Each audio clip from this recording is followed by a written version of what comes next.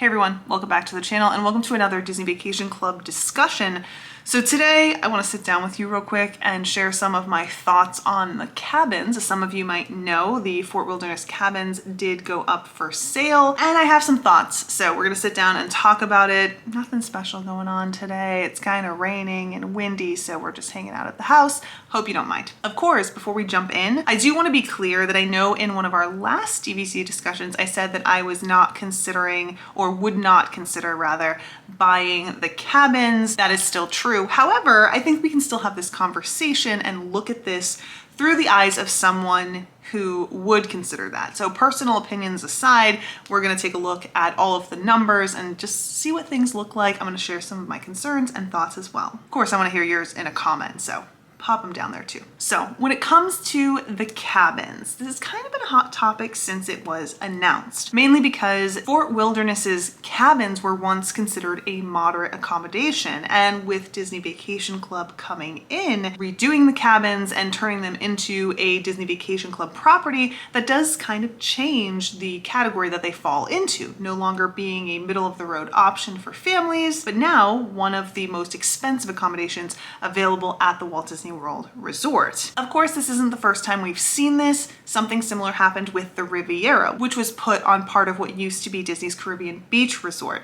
Now, I know we've talked about this at length in the past, but the reason that I mention this today is because we're going to be comparing the cabins pricing to Riviera. Not only are they both new DVC resorts, but I think they're about as close as we can get when we're looking for a comparison. Both new, both formerly moderate. Also, as we work through some of these numbers today, we're talking about a contract that will have 175 points. This was the number that we used in our last Disney Vacation Club discussion, so I think it's a good place to just kind of stay when we're talking about numbers. So if you do want to reference back to our last conversation, we're all in the same boat. You can kind of compare these numbers to those. Now, both the cabins at Fort Wilderness as well as Disney's Riviera Resort come in at $225 per point, or $39,375 per 175 point contract. Of course, there are some deals running for both the cabins and Riviera. Riviera's discount currently being $11 off per point when you buy between 150 and 199 points. That's going to be $10 for the cabins. So that means that our numbers, our final cost for a contract, assuming that you're going with 175 points and assuming that you're taking advantage of these deals, is going to be around $37,625 for the cabins and about $37,450 for the Riviera. So it's not too bad when we talk about price per point. Of course, there are definitely some discounts that will make purchasing at Riviera a little bit more beneficial. Of course, you're going to get more benefit from that discount the more points that you purchase, because that discount does get bigger the more points that you buy. So that's just something to keep in mind. I do think that they have fantastic deals when it comes to DVC. Honestly, any deal is a good deal when it comes to making a purchase, right? Like getting a discount is still something, at least in my opinion. But I do think, kind of as a side note, if you're thinking about buying DVC, you shouldn't necessarily let deals drive where you're purchasing unless you really want to stay at that resort you're purchasing at. You should always buy where you want to stay. I know that's kind of a random little tidbit of advice, but I do want to mention that just before we go any further. Of course, the price of that contract is not going to be the only thing that we need to consider though, because quite frankly, if I'm looking at this and comparing Riviera to the cabins, location aside, all of that aside, you're really only saving a couple $100 if you go with the Riviera versus the cabins. So that price alone doesn't really sway my decision if I'm looking at purchasing one or the other. But we do have to take dues into consideration. So let's look at what the dues are for Riviera and the cabins and we'll compare. So we do know that for Riviera, at least for 2024, dues are $8.85 per point, which is around $1,548 for that 175 point contract. Now, I said this in our last discussion about this, and I'm going to go ahead and say it again. It's important to keep in mind that dues do increase over time. And this is for any number of reasons, including things like taxes. So that number will increase over time. But for today, for the sake of discussion, we're not going to take that into account, mainly because I have no idea what dues will look like next year or in the future. It's all a guesstimation. We just have to understand that they will go up, and that's something to really take into consideration. If you're thinking about buying into DVC, your dues will go up. But again, for the sake of discussion, we're sticking with this number. That said, for the cabins, it gets a little bit tricky. We don't have actual numbers in terms of what the dues will look like, but there's a little bit of scuttlebutt about this, saying that dues should be coming in around $12.16 per point, give or take. Of course, we won't fully know until everything is fully built and we actually see those numbers come out, which they haven't yet. But for the sake of discussion, we're gonna go off of those numbers. At around $12.16 per point, we're looking at $2,128 for a 175 point contract moving forward. Now that's a lot. That's a significant increase when you consider what you might be paying for Riviera at like 1,500-ish. And so I think that that's where we're gonna really see the difference when comparing these two. The comparison is going to be in those dues, not necessarily in the price per point or the price of the contract as a whole.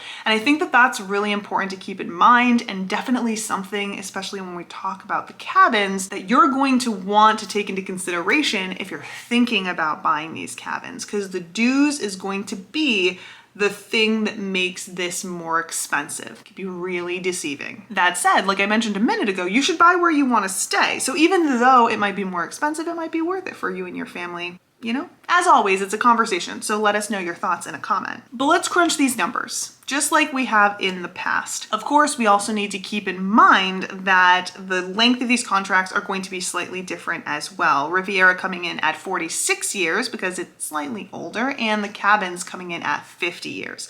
So that's gonna play into our numbers a little bit, but I honestly don't think that it's that much of a difference. We're just talking about a few years here. So I do still think in terms of length of contract, both of these are a great choice.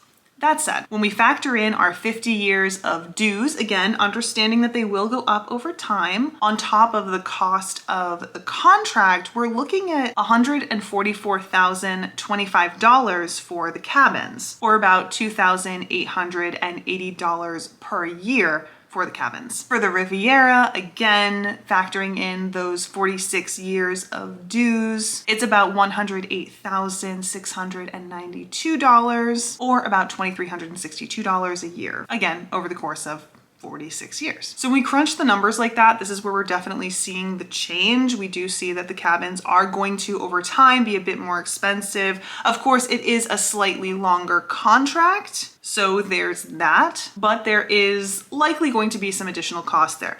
Now, a few things to keep in mind, because I've heard a lot of people, like I said, talking about this. When it comes to dues, this is, again, a guesstimation. We don't know what the actual dues for the cabin specifically will be, although we do know the 2024 numbers for Riviera, so just take that into consideration as we're thinking about this. However, there's also a really good chance that the dues have been overestimated, at least for the first year. This seems to be what Disney has done in the past, or DVC specifically has done in the past. Of course, even though this might be an overestimation, it's reasonable to expect that it will reach this level eventually. So take that into consideration as you're thinking about these numbers. Of course, we've broken down about the price per year, but what are we looking at in terms of price per night for a room?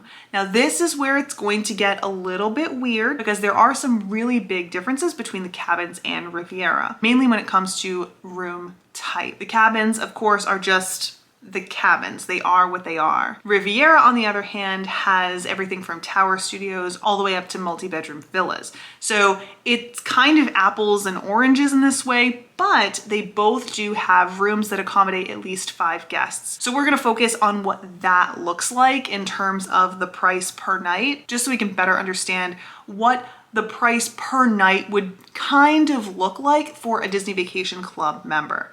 Again, don't forget, these aren't the rack rates. That's a whole different story. Now, we do know that the cabins are going to be about 15 points per night minimum. And if we break down the cost of our 175 point membership, of course accounting for things like dues and whatnot, that means roughly around $16 per point, or one night being around the $248 mark. Again, on a night when they're charging 15 points. For a similar room at Riviera that is going to sleep the same number of guests, it will be one less. The cabin sleeps 6, Riviera will sleep 5. The value of a point would be somewhere around $13.50, and the minimum points per night for one of those rooms is around 14. So that puts us at $189 a night at Riviera for a similar room to the cabins. Now, of course, there are some differences when we talk about these two rooms, and we're going to get into that in a second, but I do want to make sure that I note that now. Like I said, they're similar in so many ways, but they're also very different in so many ways too, not only as resorts, but also as rooms. So take that into consideration as you're working these numbers. And if you're considering purchasing into either of these places, but especially the cabins, I recommend that you really take a look at what is included in a cabin. Because if you're looking into buying a DVC contract, but you're hoping to have more than just what the cabins offer, this might not necessarily be the route for you to go, at least not in my opinion. But again, every family is different. They're all going to have different wants and needs. So determine what those are for you and decide if this is going to work best for you. This all having been said, I do have some concerns, or maybe concerns aren't really the right word. There are some things that have caught my attention when it comes to the cabins that I do want to talk to you about, just so you can start thinking about them for yourself if you're considering buying into the cabins. Because I do think that these might not be things that you're keeping in mind. So like I said, I'm going to share some of my thoughts, and as always, I want to hear yours down below. So the biggest thing, which we kind of mentioned a second ago, is the lack of variety when it comes to room type at the cabins versus at a place like Riviera or any other Disney Vacation Club resort. Maybe the only exception to that right now would be Polynesian, but that's a discussion for an entirely different day. These cabins are going to be what they are. They're going to sleep 6. They're going to have the bedroom with a pull-out in the living room area. They are going to have a kitchen area, which I do think is nice. However, they're not going to have laundry. And so for me, this kind of feels like it's a room that is its own category. I mean, of course it is, it's a cabin, right? But it doesn't quite sit at deluxe studio, if we're talking DVC room types, because it does have that kitchen, but it also doesn't quite sit at one bedroom villa because it doesn't have laundry, although it does have some characteristics of both. So I think that this is a really interesting thing to keep in mind if you're looking at making this your home resort, because I don't necessarily think that this configuration of room is going to work for everyone in the same way that other Disney Vacation Club rooms might. And the lack of variety, at least in my opinion, isn't going to grow with a family in the way that other resorts might. So this is one of those things I definitely think is worth taking the time to consider and really sit down and think about what your family dynamic is going to look like over time, especially if you're considering purchasing into the cabins. Now for us, as far as room size is concerned, not taking anything else into consideration, I do think that this could work out just fine for us. It's got that bedroom area, the kitchen area, the living area, and I think that even if we decided to bring some friends along, or if we wanted to grow a family and have a few kids sleep in the living room, that could work out just fine. The thing that I do not like about these cabins is the lack of laundry in unit, which is not going to be a problem for everyone. For me, I do find it to be problematic, especially with Disney Vacation Club rooms only getting laundry so often. It'll be really interesting to see if that's different at this resort specifically because they don't have laundry in unit, but I'd imagine that it's going to be the same as every other type of DVC resort. Of course, it is important to keep in mind that laundry will be available on the premises. You just won't be able to do it in your room. You'll have to take time out of your day to go to the laundry area and do your laundry that way, which is how so many other people do it. I want to be very clear about that. But I think it's something that we expect from Disney Vacation Club villas, especially those villas that are beyond a deluxe studio. So that's important to just, again, factor into how your vacations are going to be if you're going to stay at one of these cabins. Now, the next thing that stands out to me, and I have some questions about, is that these cabins are going to be pet friendly, which they were before. This is not a change. However, since they are changed over to DVC, and DVC does have a different housekeeping schedule, it does make me wonder if these cabins are going to be able to keep up the quality and cleanliness over time. I also say that because, quite frankly, housekeeping has been hit or miss, not only at Walt Disney World as a whole, but most certainly at Disney Vacation Club villas, at very least over the past year. We've talked about this in some of our previous room reviews, so you can go back and check that out. I think our most recent review of the Beach Club, we had some complaints. And of course, we very recently stayed at Port Orleans Riverside and had a room that definitely wasn't cleaned either. So it makes me wonder what this is actually going to look like in practice, especially since this is a Disney Vacation Club villa now, and people do use this as a home away from home. So it may very well be more likely that people will bring their pets as opposed to what it was like before, though I don't have any numbers on that. So that's just the thought that's running through my head. Speaking of pets, I do want to talk about a little bit when it comes to staying at these cabins with pets. So we do know that there's going to be an additional nightly fee if you are staying in these cabins with a pet. For owners, it's going to be $30 per night. For members, it's going to be $50 per night. There is a 2-dog limit, and you are limited to dogs. Those dogs are not allowed on any furniture. There are also a lot of areas around the resort that they're not allowed to be in, some if they're not in a carrier, so that's important to keep in mind. And they're also not allowed to be in the unit when housekeeping is present. So if you want to have housekeeping done to your room, you're going to have to go get your dog and have them removed from the unit for the duration of time that housekeeping is there. So that's definitely going to play a role in how you just do vacation in one of these cabins. For sure, you're going to need to be managing that and just taking that into consideration.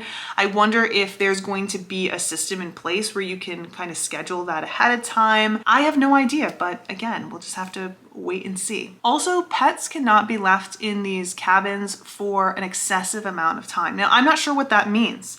There isn't really any outline to that. It just says for excessive amounts of time. I do think that if you are going to be staying in one of these cabins, if you are going to be traveling with a pet, and that's something that's driving your decision to buy into one of these cabins, it very well may be worth considering the best friend's pet daycare that they do have here on property, unless you're going to be spending a lot of time in the cabin and not doing a ton of time in the parks. This isn't going to be a set it and forget it situation for pets, I don't think. So if you're hoping for that, I don't know, maybe you might want to reconsider. Again, I'm not sure exactly how this works in actuality. You know, sometimes things work different than they are advertised to work. So if you've ever had any experience at one of these cabins with a pet, I'd love to hear more about it in a comment down below. I'm sure other people who are interested in staying in these cabins with a pet would love to hear your experience as well. So we appreciate you taking the time to share that. Now, with all this having been said, and my personal opinions about the cabins being turned from moderate to a DVC aside, would I buy into these cabins? Honestly,